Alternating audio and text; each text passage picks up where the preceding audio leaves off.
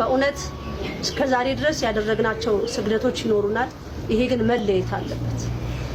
አዎ ምስጋናም ይኖረዋል። ወደ መጨረሻ ላይ ምስጋናም ይኖረናል። የምስጋና ስግደት ይኖረናል። የምስጋና ስግደት የሚኖረን የመጨረሻው ቀን ማለት ነው።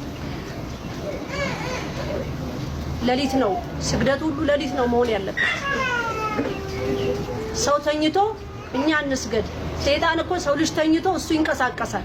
አሁንማ ምን ብሏል? ኧረ እኔ ስራዬን ይዘውልኛል ብሏል። ስራዬን ይዘውልኛል እሱ ቁጭ ብሏል። ስለዚህ ከዚህ ሁሉ እግዚአብሔር እኔና እናንተን ይፍታል። አዎ ሀገራችን በብዙ ነገር የተያዘች ነች፣ የተጠመደች ነች። አቢሲኒያ የሚለው መልእክት ደግሞ በጣም ትምህርት ይሆናል። ትንሽ ነው የምጀምርላችሁ። ከዛ በኋላ ደግሞ ወደፊት እየቀጠልኩበት እመጣለሁ ማለት ነው።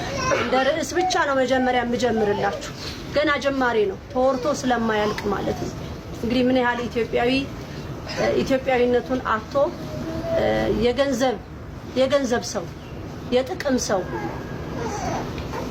ጸጋው ተገፎ ጸጋው የተሰጠ ሁሉ ተወስዶበት በገንዘብ የተገዛ አሳልፎ የሚሰጥ በቃ የኢትዮጵያ ሕዝብ ብር ይሰጣልና ከሌና አሳልፈ ስጠኝ ካለ ኧረ በቃ ምን አባቱ ብሎ ያንን 400 ሺህ ብር በልቶ ወንድሙን አሳልፎ የሚሰጥ በእውነት ይሄ ራሱ መሞከሩ ይሄ ሁሉ መታሰቡ ከአንድ መንፈሳዊ ከሆኑ ሰዎች ተብለው ከሚባሉ ይሄን ያህል ሺህ ብር ሰጣችኋልና ይሄንን አሳልፋችሁ ስጡኝ ማለት በእግዚአብሔር ፊት ያሳፍራል። በእውነት የሚያመልኩትስ አምላክ እንዴትስ ይፈቅድላቸዋል?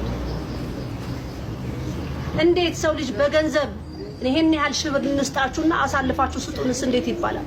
ምን ያህል የኢትዮጵያ ሕዝብ ደካማነቱን እኮ ነው የሚያሳየው።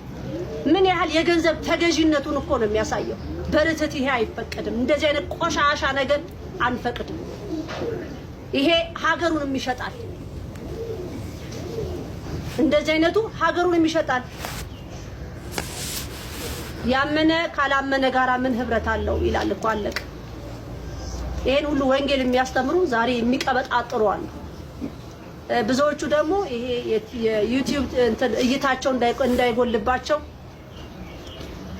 ከዩቲዩብ የሚያገኙት ብር እንዳይላቸው ሁሉንም የሚያስማማ ነገር ኧረ በጭራሽ ቆራጥ ሆኖ መቆም ነው ለእምነቱ።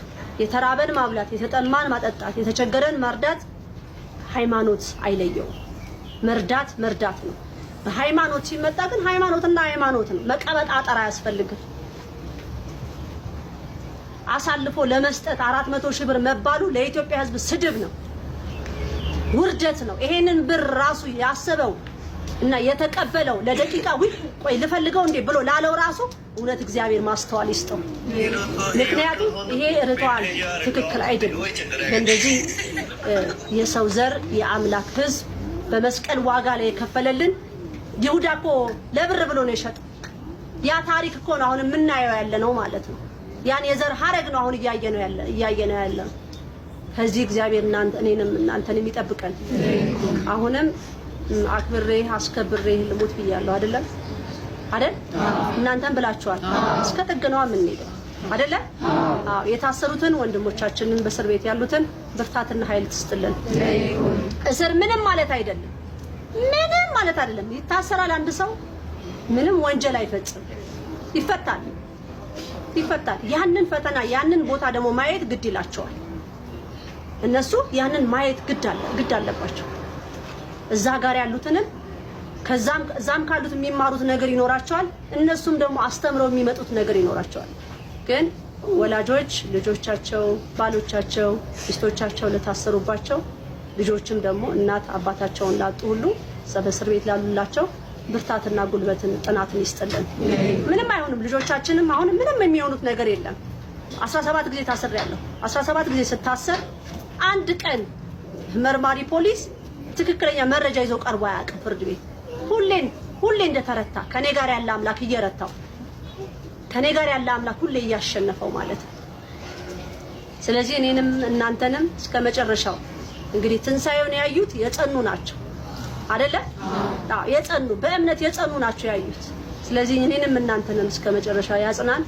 እንኳን ለመድኃኒት በሰማይ እኔንም እናንተንም በሰላም አደረሰን። አፈቀረክሙ ፈጽሜያለሁ። ወስብሐት ለእግዚአብሔር።